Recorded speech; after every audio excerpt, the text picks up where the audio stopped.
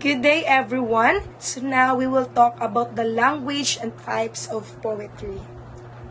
So first is, what is poetry? Poetry is a form of literary expression that uses rhythm, imagery, and carefully chosen words to evoke emotions, create meaning, or tell a story. It often follows specific structures such as rhyme, scams, or meter, but it can also be free verse without strict rules. Poetry can capture deep feelings, paint vivid pictures with words, and explore themes like love, nature, identity, and the human experience. It is one of the oldest forms of artistic expression found in cultures around the world. Now, let's move on to what is literal images and its types.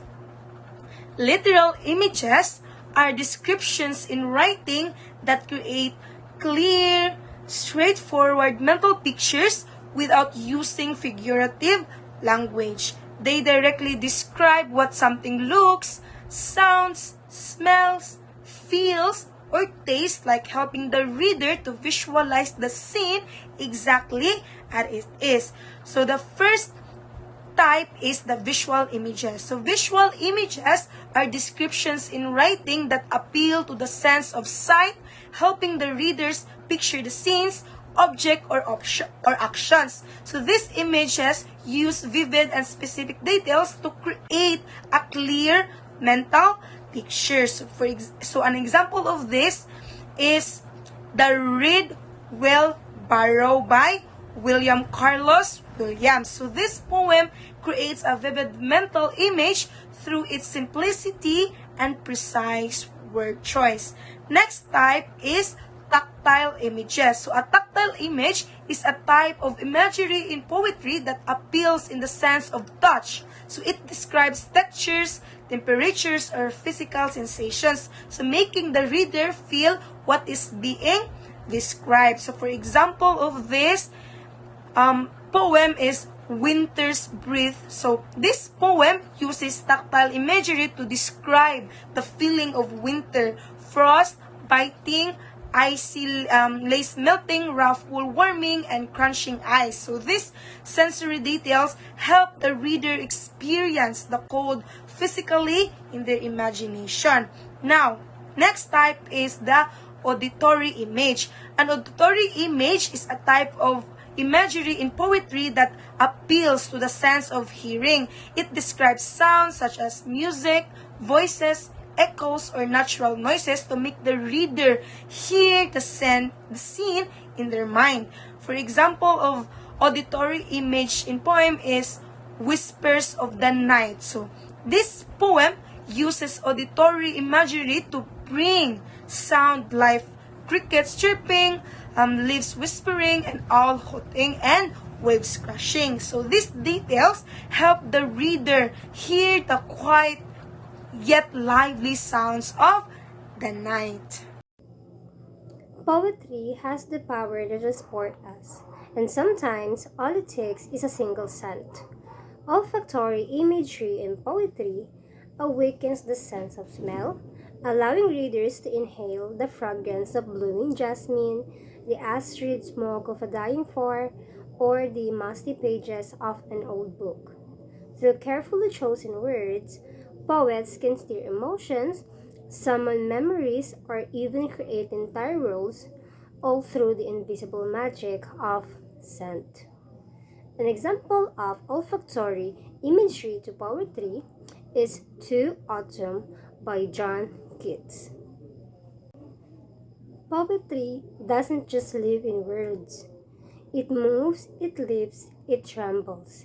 Kinesthetic imagery captures movement and physical sensations, from the slow stretch of dawn's first light to the heart-pounding thrill of a storm. This imagery makes poetic dynamic, allowing readers to feel the rhythm of life through language. Example of this is The Wind by Robert Louis Stevenson. A poem can be savored like a ripe fruit, each word dissolving on the tongue with sweetness, bitterness, or spice. Gustatory imagery brings flavors to life, immersing the reader in the tang of summer berries, the fire of chill, or the metallic sharpness of regret. Taste in poetry is more than a sensation. It's an experience, a memory, a feeling that lingers. An example of this is the This Is Just to Say by William Carlos Williams.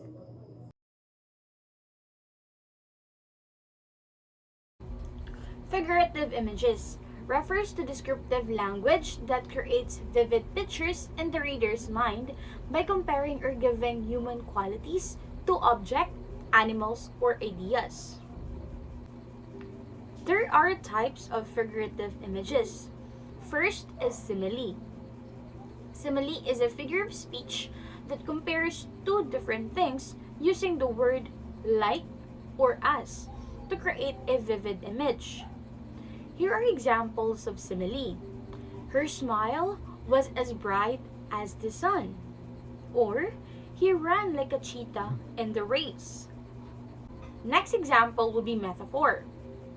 Metaphor is a direct comparison between two unrelated things, stating that one is another to highlight similarities.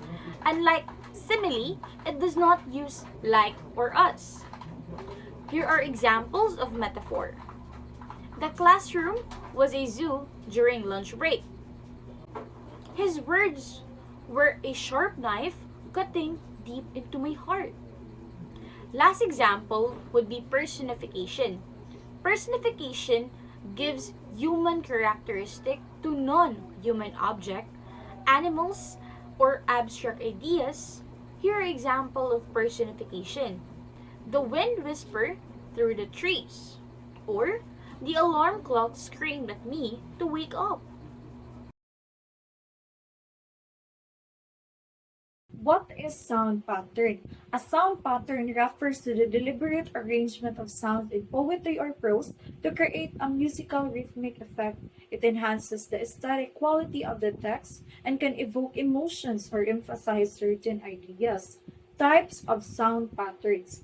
First, we have end rhyme, a rhyme that occurs at the end of line in poetry. Example, the woods are lovely, dark, and deep, but I have promises to keep. By Robert Frost, stopping by woods in the snowy evening. So the words deep and keep rhyme at the end of the lines, creating a pleasing and memorable rhythm. This helps to unify the poem and make it more engaging.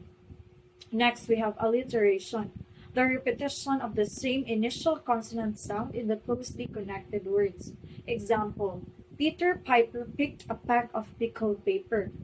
The repetition of P sound creates a playful and rhythmic effect, making the phrase catchy and easy to remember. Third, we have assonance. So the repetition of vowel sound within words that are close to each other. Example for this is the rain in Spain falls mainly on the plain. So the repetition of the long sound in the rain, Spain, mainly, and plain creates a melodic and harmonious effect, enhancing the musicality of the sentence. Fourth, we have consonants, the repetition of consonant sound within or at the end of the word. Example for this is the lumpy, bumpy road led to the old mill. So the repetition of the and sound creates a textured rhythmic effect, adding depth to the description.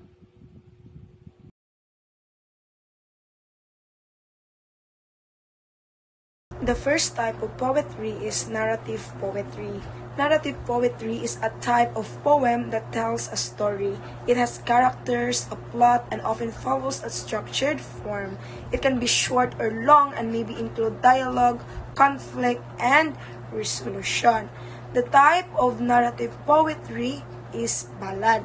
A ballad is a type of narrative poem that is typically written in a short stanzas and tells a dramatic or emotional story, often with a rhythmic and musical quality. Traditional ballads were passed down orally and often focus on themes of love, strategy, adventure, or heroism. They usually follow a quatrain, four-line stanza structure with an ABCB or AABB rhyme scheme. So the example of ballad poem is the Ballad of the Lone Rider. So this ballad tells the tragic story of a rider searching for his lost love. The rhythmic and song-like structure makes it a classic example of a traditional ballad, using rhyme and repetition to create a haunting and emotional effect. So, what is lyric poetry? Lyric poetry is the heart speaking in verse.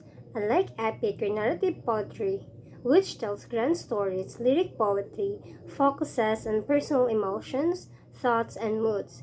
It is often musical in nature, using rhythm, imagery, and deep sentiment to express joy, sorrow, love, or longing. Whether whispered or sung, lyric poetry is a mirror of the soul, reflecting the beauty and pain of human experience. There are different types of lyric poetry. First is haiku. The haiku is poetry at its most distilled, just three lines, five, seven, or five syllables only, yet vast in meaning. Originating from Japan, haiku captures fleeting moments in natures, the seasons, or emotion with simplicity and depth. It is like a snapshot of the world, frozen in time, whispering truths in a few words. Example of haiku by Matsuo Basho. Another is cinquain, a five-line masterpiece. A cinquain is a five-line poem that builds meaning through a structured syllable pattern: 2, 4, 6, 8, and 2. It is like a small yet powerful brushstroke of poetry, painting vivid images or emotions in just five breaths. Whether telling a tiny story or evoking a single feeling, the sequence beauty lies in its elegance and brevity. Example sequence by Adelaide Crapsey. Other types of lyric poetry are sonnet, a 14-line poem with a specific rhyme scheme, often exploring themes of love, beauty, or morality. Example: Shall I compare thee to a summer's day, thou art more lovely and more temperate, by William Shakespeare on Sonnet 18.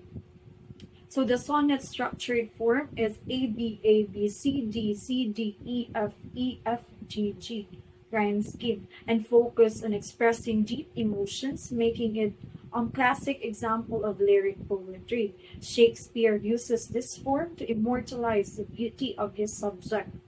Next type, we have limerick, a humorous five-line poem with a specific rhyme scheme, A, and a bouncy rhythm. So example: there once was a man from Nantucket who kept all his cash in a bucket, but his daughter named Nan ran away with a man, and as for the bucket knocked. So this limerick playful tone, rhythm, and rhyme make it a light-hearted form of lyric poetry. It often tells a short, amusing story. Next is free verse. Poetry does not follow a specific rhyme scheme or meter, allowing for natural speech rhythms and creative expression. One of example of a free verse is Walt Whitman's Leaf of Grass. So Walt Whitman's Leaf of Grass is actually uses long flowing lines and natural speech pattern to express deep personal and philosophical thoughts. Lastly would be concrete poetry. Poetry where the arrangement of words form a visual shape that enhances the meaning of the poem. So one of the example of a concrete poetry is a poem in the shape of a tree. The words are arranged to visually resemble a tree, reinforcing themes of nature and growth.